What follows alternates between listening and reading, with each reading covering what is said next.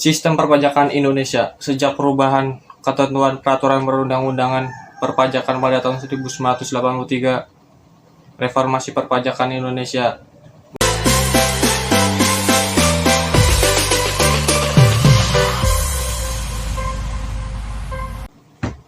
Oke, sebelumnya gue Ali. Assalamualaikum warahmatullahi wabarakatuh. Ketemu lagi di channel gue, Haikal NS. Kali ini kita akan membahas tentang sistem pajak dan tarif pajak. Oke, sebelum kita lanjut ke materi, alangkah baiknya untuk like, komen, dan subscribe. Dan jangan lupa tekan tombol notifikasinya agar tidak ketinggalan video-video terbaru dari channel Haikal NS. Oke,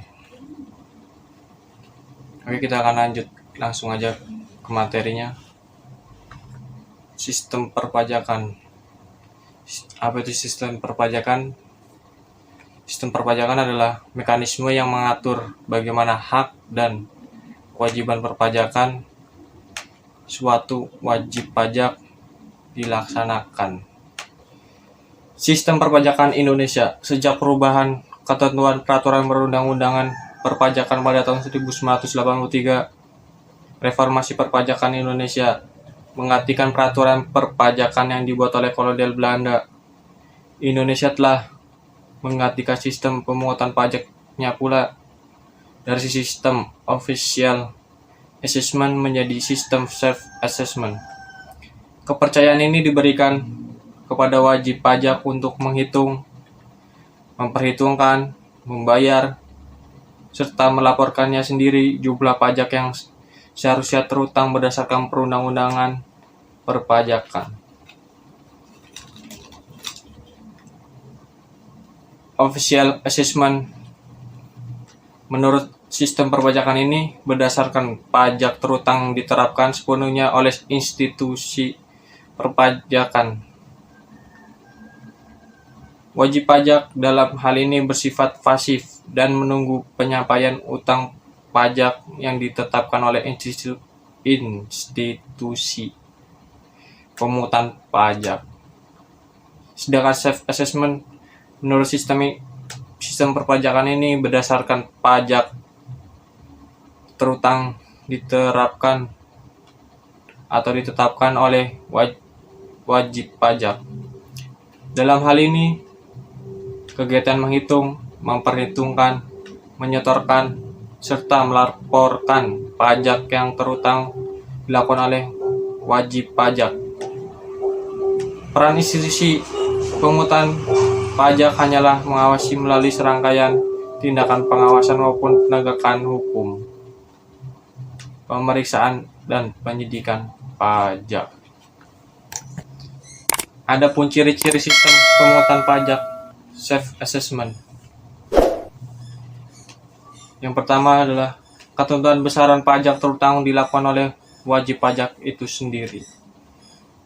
Wajib pajak berperan aktif dalam menuntaskan kewajiban pajaknya, mulai dari menghitung, membayar, hingga melaporkan pajaknya. 3. Pemerintah tidak perlu mengeluarkan surat ketetapan pajak kecuali jika wajib pajak telat melapor, telat bayar pajak terutang, ataupun terdapat pajak yang seharusnya wajib pajak dibayarkan namun tidak dibayarkan. Selanjutnya adalah ciri-ciri sistem perpajakan official assessment. Yang pertama adalah besarnya pajak terutang dihitung oleh petugas pajak itu sendiri. 2. Wajib pajak bersifat pasif dalam menghitung pajak mereka. 3. Pajak terutang ada setelah petugas pajak menghitung pajak yang terutang dan menerbitkan surat ketetapan pajak. Pemerintah memiliki hak penuh dalam menentukan besarnya pajak yang wajib dibayarkan. Oke, selanjutnya kita akan ke jenis-jenis tarif pajak. Yang pertama adalah tarif pajak proporsional. Tarif pajak proporsional merupakan tarif yang persentasinya tetap meskipun membayar perubahan terhadap dasar pengenaan pajak. Contohnya adalah PPN yang persentasinya 10% dan PBB dengan tarif 0,5%. Untuk PPN kita bisa lihat dari setiap kita makan seperti di restoran pasti ada kena pajak 10%-nya. Selanjutnya adalah tarif pajak tetap. Tarif pajak tetap atau nama lainnya adalah tarif pajak regresif adalah tarif pajak yang nominalnya tetap tanpa memperhatikan jumlah yang dijadikan dasar pengenaan pajaknya atau tidak bisa berubah-ubah.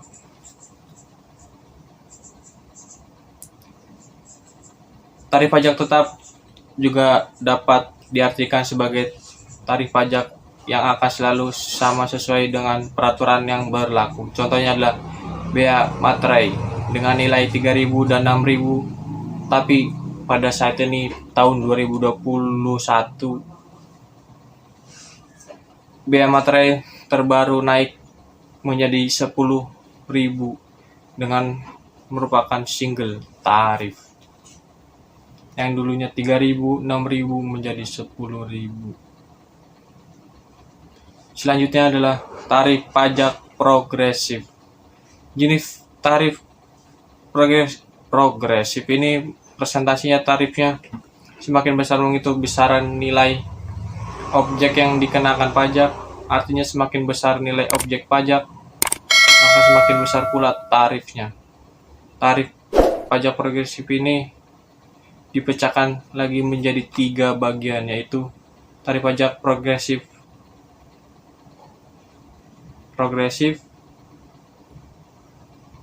tarif pajak progresif tetap, dan tarif pajak progresif degresif.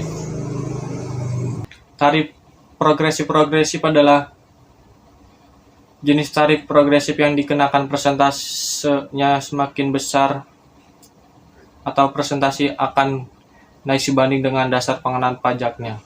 Di Indonesia, tarif pajak progresif ini diberlakukan untuk PPh, WP individu atau pribadi, yakni penghasilan kena pajak atau gaji sampai dengan 50 juta, tarif pajaknya adalah 5%. Sedangkan penghasilan kena pajak dari 50 juta sampai dengan 250 juta, tarif pajaknya adalah 15%.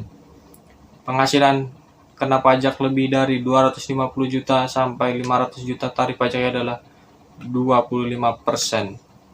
Sedangkan penghasilan kena pajak di atas 500 juta, tarif pajaknya adalah 30%. Selanjutnya tarif pajak progresif tetap. Tarif progresif tetap adalah jenis pajak progresif yang dikenakan yang kenaikan presentasinya tetap. Selanjutnya adalah tarif progresif degresif. Tarif progresif degresif adalah jenis tarif progresif yang dikenakan presentasinya semakin menurun, degresif. Tarif pajak degresif. Tarif pajak degresif ini kebalikannya dari pajak progresif ya. Tarif pajak degresif adalah nilai presentasinya semakin kecil jika nilai objek yang dikenai pajak semakin besar. Atau sebaliknya, presentasi tarif pajak akan semakin rendah ketika dasar pengenaan pajak semakin meningkat. Dengan begitu apabila presentasinya semakin kecil, jumlah pajak terutang tidak ikut mengecil. Akan tetapi bisa lebih besar karena jumlah yang dijadikan dasar pengenaan pajak semakin besar. Adapun 3 jenis tarif pajak degresif, yaitu pertama adalah tarif degresif. Tarif pajak degresif adalah jenis tarif pajak degresif yang menurunkan persentase tarifnya semakin kecil. Tarif pajak degresif tetap adalah jenis tarif degresif yang penurunannya persentasenya tetap. Tarif degresif progresif. Tarif pajak degresif progresif adalah jenis tarif degresif yang penurunan persentasenya tarifnya makin besar. Selanjutnya adalah tarif pajak ad valorem. Tarif pajak ad valorem adalah tarif yang dengan persentase khusus yang dikenakan pada harga suatu barang. Untuk memudahkan memahami tarif, adapun contohnya sebagai berikut. Perusahaan AAA mengimpor barang sebanyak 100 unit komputer dengan harga per unit 10 juta. Jika tarif biaya masuk impor barang tersebut 20%, maka nilai biaya yang masuk harus dibayarkan adalah nilai barang impor sama dengan jumlah unit kali harga per unit, sama dengan 100 kali 10 juta, sama dengan 1 miliar. Biaya masuk sama dengan tarif biaya masuk kali nilai barang impor. 20% kali 1 miliar sama dengan 200 juta. Selanjutnya adalah tarif pajak spesifik. Seperti namanya, tarif pajak spesifik adalah tarif pajak dengan jumlah tertentu dan dikenakan pada suatu barang atau jenis barang tertentu. Contoh kasus bisa dilihat, PT AAA di Indonesia mengimpor mobil sedan dari Amerika Serikat sebanyak 100 unit. Apabila harga suatu mobil tersebut 100 juta dan tarif biaya masuk atas impor perusahaan impor barang 20 juta per unit, maka jumlah biaya masuk yang harus dibayarkan oleh perusahaan tersebut sebagai berikut. Jumlah mobil yang diimpor 100 unit, tarif biaya masuk 20 juta. Jumlah biaya masuk yang harus dibayarkan sama dengan tarif biaya masuk per unit kali jumlah mobil, sama dengan 10 juta dikali 100, sama dengan 1 miliar rupiah. Pajak itu hukumnya wajib bagi warga negara Indonesia maupun warga negara asing yang tinggal serta mencari nafkah di Indonesia. Oke, cukup sekian penjelasan sistem pajak dan tarif pajak dari saya.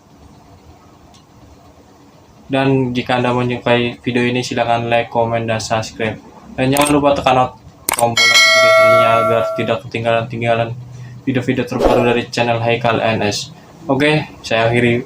Wabillahi taufiq wal hidayah. Assalamualaikum warahmatullahi wabarakatuh. Jangan lupa subscribe.